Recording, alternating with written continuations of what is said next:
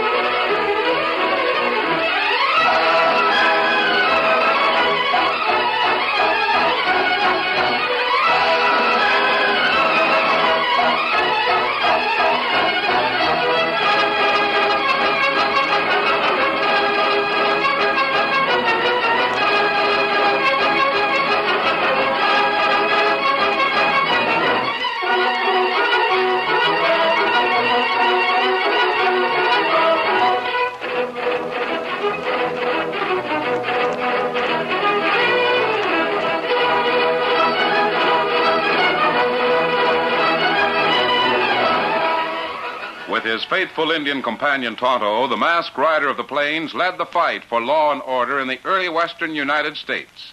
The stories of his strength and courage, his daring and resourcefulness have come down to us through the generations. And nowhere in the pages of history can one find a greater champion of justice. Return with us now to those thrilling days of yesteryear. From out of the past come the thundering hoofbeats of the great horse Silver. The Lone Ranger rides again. Come on, Silver! Let's go, big fellow! Hi-yo, Silver! Hoy!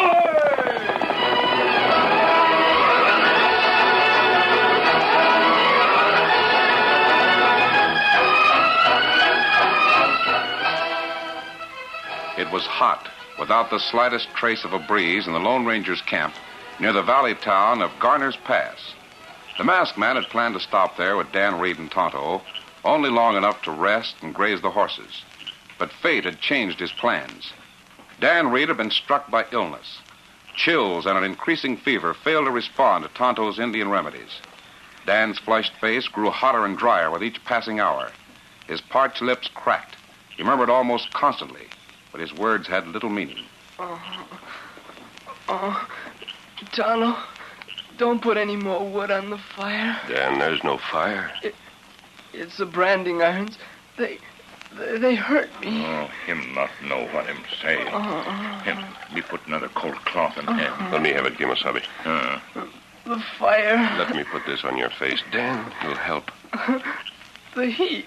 Otto, been getting worse all day. Indian medicine not help him. No, we need a doctor. We need medicines that science has developed. That's right. I'm going to ride into Garner's Pass and see if Dr. Robbins still lives there. That good. Steady, Silver. Keep cold claws on Dan's face, and I'll be back as soon as possible. Steady, big fella. Come on, Silver.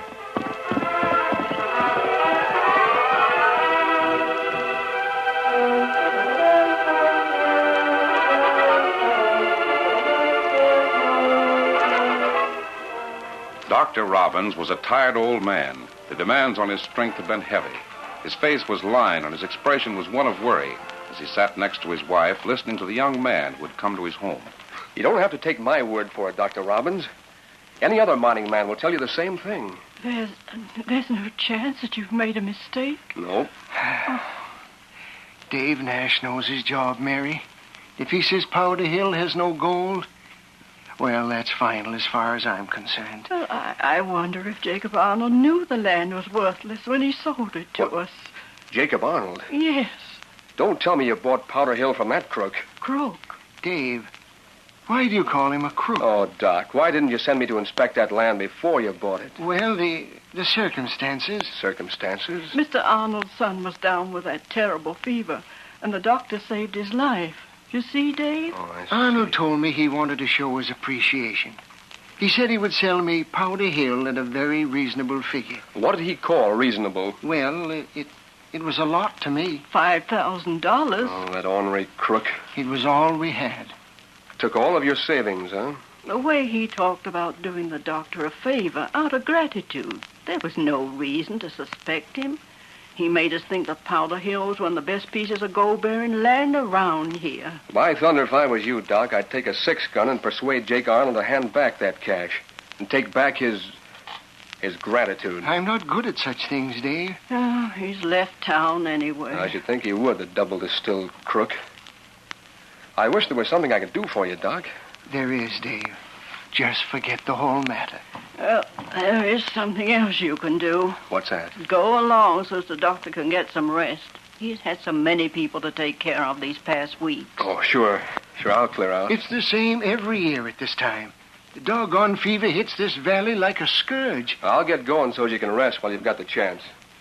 Oh, I'm sorry about that land on Powder Hill. Oh, don't give it another thought, Dave. And many thanks for making the inspection. Don't thank me. There ain't a man in town that wouldn't welcome the chance to do you a favor. Except maybe Jake Arnold. He's left town. Good night, Mrs. Robbins. Good night, Dave. Bye, Doc. Goodbye. Well, Mary, I guess that ends our dreams of being able to sit back in our old age. I don't care. I vow you wouldn't be content to sit back no matter how many gold mines you own. Well, go and turn down your bed. Mary, just a minute. Yes? Don't bother about my bed, Mary. I'll catnap here in the sitting room. I'll probably be called soon. You'll rest better in your bed. We could lick that fever. If we only had help. We could lick it for keeps. Oh, I thought I'd be called. Dr. Robbins. Mask. You'll have to come with me at once. A bullet wound, I presume? No, it's not a bullet wound. It's a boy of 14 who needs you. He's burning with fever and he's delirious. Is it far? Beyond the edge of town. Very well. Will you help me hitch my horse?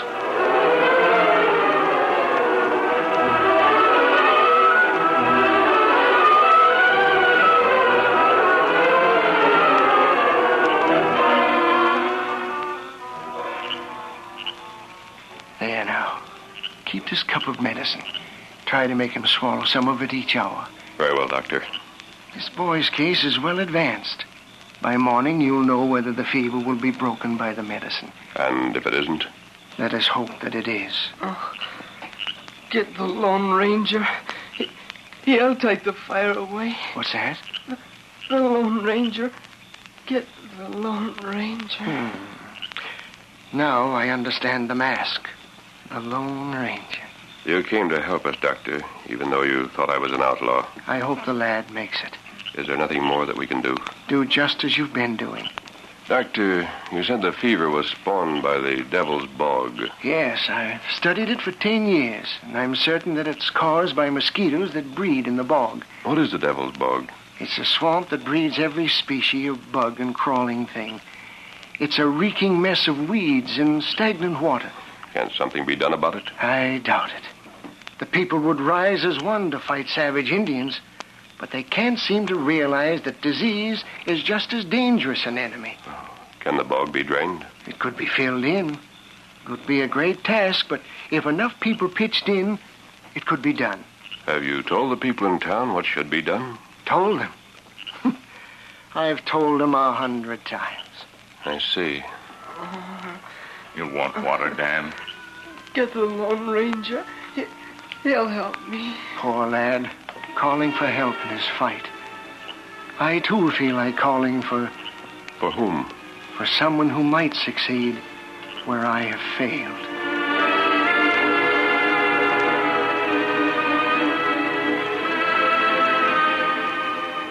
The Lone Ranger and Tonto maintained a vigil at Dan's side through the long, silent hours of the hot night. Just as the sun broke through the gray of early morning, the Lone Ranger followed Dan's face, and a look of hope shone in his eyes. Tonto. Tonto, feel of Dan's forehead. It moist. Not good. Yes, I think the fever's broken. Well, Tastes plenty cooler now. He's sleeping quietly.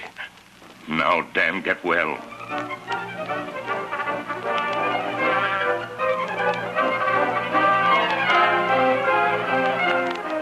Dan's recovery was rapid. The color soon returned to his cheeks and the youthful vitality to his face. In a few days, he was able to ride. The Lone Ranger went on short rides with the boy and then set out toward the Devil's Bog. Dan rode between the masked man and Tonto as they neared the tangled mass of weeds in the swampy ground. Oh, boy. Whoa, fella, whoa, boy. Oh, fella. Well, that's the bog. So that's where my fever came from. Dr. Robbins thinks so, Dan. And me think him right. I wonder how that bog might be filled in. Filled in? Golly, that'd be a mighty big job. Dr. Robbins wants it done. We owe him a debt that we can never repay. Well, golly, if you mean filling in that mess of swamp... It might be done if there were enough men and horses. It'd be filled with dirt from the hill just beyond. That called Powder Hill. Someone's riding from there. He's coming toward us. Yes, this is the shortest trail to town. That's probably where he's going. Oh. I should think everyone in town would pitch in and fill that old swamp. Why don't they do that? I don't know, Dan. They won't do it because they're not convinced that it's necessary. That horseman is looking at us. I'll probably have to answer questions about my mask. Oh. Hi there. Hello. Mind if I talk for a minute? No, not at all. My name's Dave Nash. Maybe you're the man I'm looking for. How's that? I'll lay the cards right on the table. Are your guns for hire? My guns? Money's no object, and you may not need to shoot. The only thing is, you may have to ride some before you find the right man. You sound interesting. Well, how about the guns? They for hire? Well, tell me more before I answer you. All right. You see that hill? Powder Hill? Yes? Well, a friend of mine bought it, thinking it held gold, and he got swindled. I've just been over the ground the second time to make sure. Well, what about it? Well, I was wondering what to do when I rode up here and saw you. I thought you'd be the one to help. I want you to find Jacob Arnold and make him give up my friend's money, $5,000. But if it was a legitimate sale, I figured you wouldn't worry much about the law. My mask may have given you the wrong idea. Now, let me tell you what a dirty deal my friend got. He saved the life of Arnold's son. Arnold acted mighty grateful about it. I can imagine. He told my friend he wanted to show his gratitude by letting him have a gold mine for practically nothing. Powder Hill? Yeah. And it ain't worth a dime. Golly, that sure was a raw deal. Why don't you go after Arnold? Oh, I couldn't bluff him. He knows me. Knows I wouldn't shoot. That's why I want to hire your guns. And money don't count. Have you so much money? Well, I can raise it. I can raise several $100s. Everyone in town would chip in to get Doc's savings back. Doc? Dr. Robbins? Do you know the Doc? You mean to say that Jacob Arnold swindled him? He sure did. After he'd saved the life of Arnold's son? Yeah. Where we find Jacob Arnold? I want to go after him with you. Hey, are you going to do it? You said your name was Dave Nash. Yeah? This is Dan Reed. Glad to know you. Dr. Robbins saved Dan's life, too. Oh, wait. Holy smoke. He told me about Dan Reed, and you. You're the one. You're the man who... Holy smoke. And I was trying to hire your guns. Dave, I think we can make Dr. Robbins glad he bought that hill. Glad? Yes. You said that everyone in town would chip in to help the doctor. Did you mean that? Sure thing. Prove it. Huh? Spread the word. Those who want to help Dr. Robbins are to meet on Powder Hill tomorrow morning and bring tools for digging and wagons for hauling dirt. Now, wait, hold on. If you expect the men to fill in that devil's bog, they won't do that. Well, you know that would mean a lot to the doctor. Yeah, but the boys figure that the doc wants it done for the sake of the town's health. There's a difference between helping the town and helping Doc direct. Very well, Dave. Forget about filling the bog. Just get men and wagons on the hill. I'll speak to them when they get there.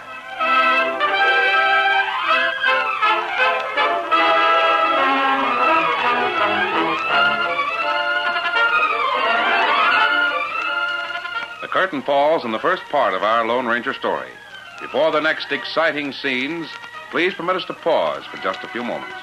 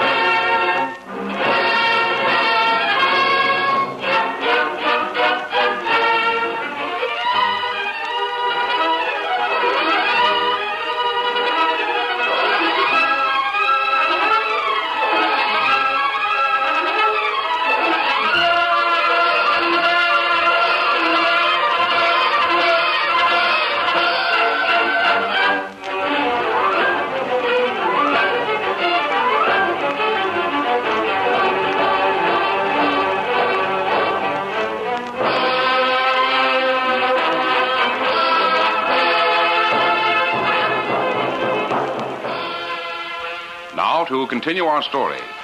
The men in Garner's Pass welcomed the chance to help Doc Robbins.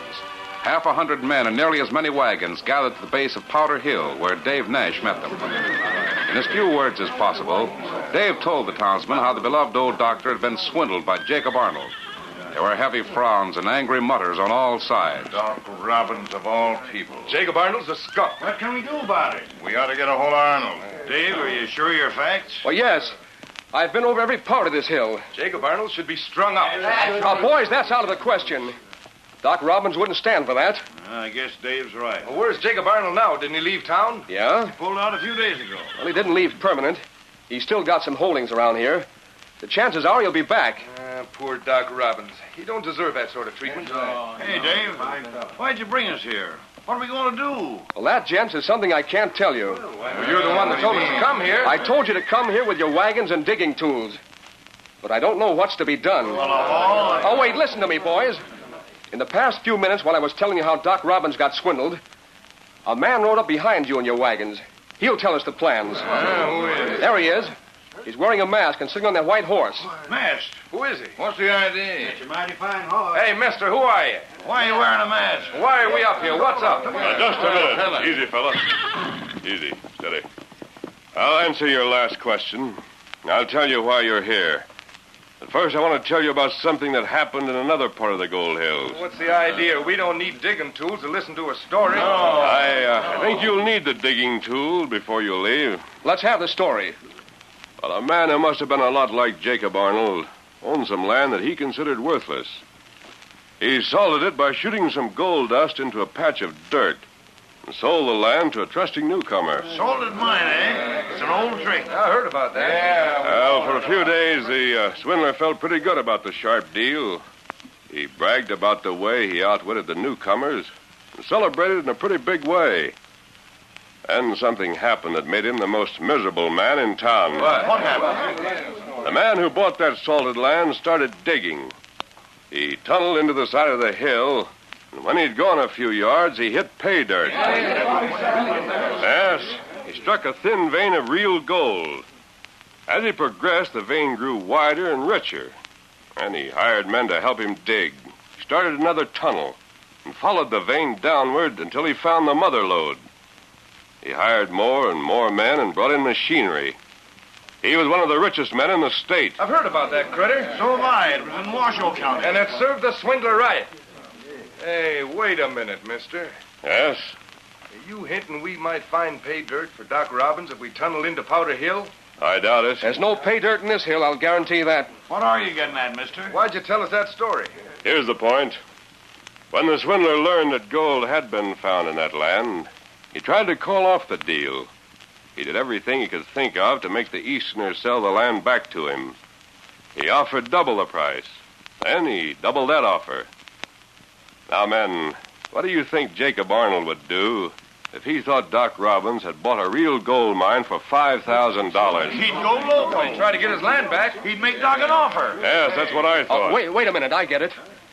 You want all of us to act like we're digging gold. Yes.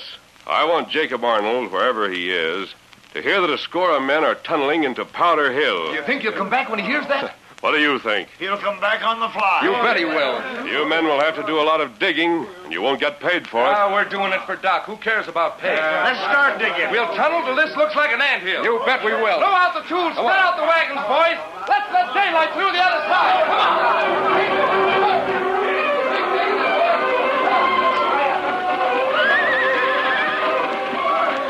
The men pitched into their task enthusiastically. Sharp picks broke the hard ground for strong men to shovel into the wagons.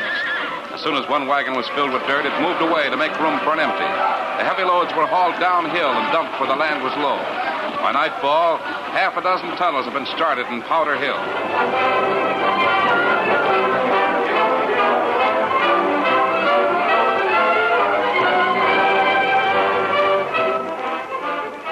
It was after the first day of work that Dave Nash called on Dr. Robbins. Doc, we're going to make Arnold think he's made a bad deal. Make him think you found gold in the hill. Now, wait a minute, Dave. I can't see the purpose of such a performance. I don't care what Jacob Arnold thinks. He took you for $5,000, didn't he? Yes, Well, but by then- thunder, I'll lay 10 to 1. that when he finds out what's going on, he'll break his neck trying to give back your money and get back the deed to that land. Oh. So that's it. You mean I'm to sell him back the land? Sure thing. And he'll have the impression that he's buying gold-bearing land? You bet he will. Dave? When he sees how many men are working there, he'll figure it's a mighty rich strike to pay off a crew of that size. Dave, I won't sell to him. Doc. No. But he practically stole your money. He got my money by telling me there was gold in the land. He lied. What will I be doing if I sell back to him with the same misstatement? But, Doc, don't Dave, you... I won't do it. Do you think $5,000 will compensate me for putting myself in the same class as Jacob Arnold? Oh, it wouldn't be the same. I think it would. And so do I. Oh, Doc. Mrs. Robbins, I don't you... appreciate what you're trying to do, Dave. Listen, Doc. It wasn't my idea. No. It was suggested by that masked man, the Lone Ranger. It doesn't matter who suggested it, Dave. I'll not stoop to Jacob Arnold's level to sell Powder Hill. Oh, you mean we got to call the whole thing off? I'm afraid so. Somebody's coming. Why, several people. Doc, I've got to talk to you some more. It won't change my mind, Dave. I'm sorry. I'll see who it is. Oh. Good evening. What? You? Good evening. May we come in, Doctor? Why, yes, of course. Mary, this is the man about whom I spoke. Oh, I hoped I would have the chance to know you. Well, I'm very glad to know you, Mrs. Robbins. Thank you. This is Dan Reed, Oh. and this is Tonto. Hey, look, I've got to talk to you.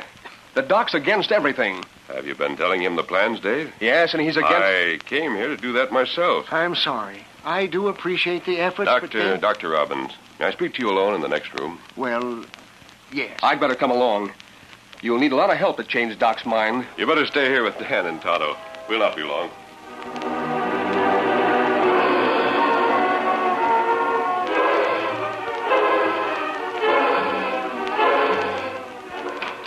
Golly, they're coming back already. And Doc got a smile on face. But, Doc, what are you grinning about? Dave, your masked friend presented the case to me in a different light. What do you mean? If you and the boys want to go ahead with your work on Powder Hill, I'll not object. That's great. You mean that, Doc? Yes. Great day in the morning. Just what to Sam Hill did you say to him? Not very much, Dave. But you switched him around. It's all right for us to go ahead? Dave, do the men understand that I can't pay for their work? They ain't looking for pay. Thunderation. They're doing it because they figure they owe you so much. If they aren't expecting pay, I'm willing to let them go ahead. In fact, the more dirt they move, the better I'll like it. Doc, they'll move dirt like never before. But, let me ask you one question. Just one, that's all. Yes, Dave? How in blazes did you change Doc's mind? How in thunder did you do it? The second day at Powder Hill was even more lively than the first. Some of the men brought blasting power to break up the rocks that were too heavy to move. The sound of heavy explosions could be heard from time to time above the rattle of wagons and the voices of men. A week went by, and Powder Hill was a strange sight. There were deep tunnels on all sides. The heavily loaded wagons had made hard tracks around the base of the hill. It was sunset when Dan Reed and Doc Robbins reined up near the scene of activity. The Lone Ranger and Dave Nash rode up to join them. Oh. Well, Doc, I'm glad to see you come here and see the job. Dave, it's even more than I dared hope for. Yeah, but, Doc, you ain't looking at it. Powder Hill's over there. I'm looking at the best sight I've seen in years. Huh? The Devil's Bog is gone. The Devil's... Filled in, gone forever. Hey, so it is. Great day. I never stopped to think about that swamp. The dirt from the tunnels was dumped there, Dave. Well, yeah, sure it was. The men were told to empty their wagons where the ground was low. You had this in mind all along. Oh, perhaps I thought something about the bog, Dave. That's why you were able to change Doc's mind the other night. Well, if that don't beat all. Wait, someone is coming here fast. Huh? Look. Yeah, buckboard. Oh, Doc, that's Jacob Arnold at the reins. yes. Arnold? He must have come back to town. Who's with him? His lawyer. Coming like wildfire. The ornery coyote. I wonder... Hey, Doc, let me talk to him. Let me talk for you. Just in case I'll he tries... talk for myself, Dave. Ho there! Ho! Dan, we're about through in this section. All right. Dr. Robbins, got to talk to you. Why, Arnold, I thought you'd left again. Only for a time, only a short trip. What's going on here? Digging, eh? Yeah? Yeah, plenty of it. Doctor, I made a mistake. I shouldn't have sold Powder Hill to you. Oh, it's all right, Jacob. I brought back your money. Here it is. Here's a deed for you to sign the land back to me. I'm afraid I can't give it all back. There's been a lot of soil removed. Oh, that's all right. I guess you found that, well, there's a point of law. Arnold, you want that land back because you think gold has been found there. No, it's a matter of law. You see, my wife had an interest in the land. I didn't have her signature, so our deal was illegal. I already have your wife's signature on this paper. Now, if you just sign and take this cash, But I'll... Arnold, maybe the doc don't want to sell. What he wants is immaterial. It's the law. My attorney will tell you I'm right. But I've already taken a lot from there. Well, that's all right. I won't complain about that. If you think there's gold there... Now, listen to me. I know there's gold there. You wouldn't have all those tunnels dug for nothing. The dirt was used to fill in the bog. A likely story. Who paid all the men for moving that dirt? They did it for nothing. Don't expect me to believe that. You've been trying to get them to do that for 10 years. You found gold. You'll tell me anything to keep that hill. Well, you can keep what you've taken, but I'll thank you to sign here and let me have back what is legally my property. Jacob, if you won't believe me... Here's your $5,000. Very well, Arnold. Well, sign right here. Right over your wife's name. If you insist. There. Good. I hope you're satisfied. I'll be more so when I have a look at the pay dirt you've been digging. Go ahead, you ornery swindling polecat. The only pay dirt you'll see is the dirt that's filled in the devil's bog. Indeed. Yes, indeed. And I, for one, want to be on hand to see your face when you find out that once in a while a man can tell the truth. You wouldn't believe Doc when he said there was no gold. Well, doggone your ornery hide. Stick your head in those tunnels and see for yourself. Jacob, you think it impossible that the men would move that dirt for nothing. Well, sir, nothing is impossible when that masked man over there decides to tackle it. Huh. Who is he? He's called the Lone Ranger.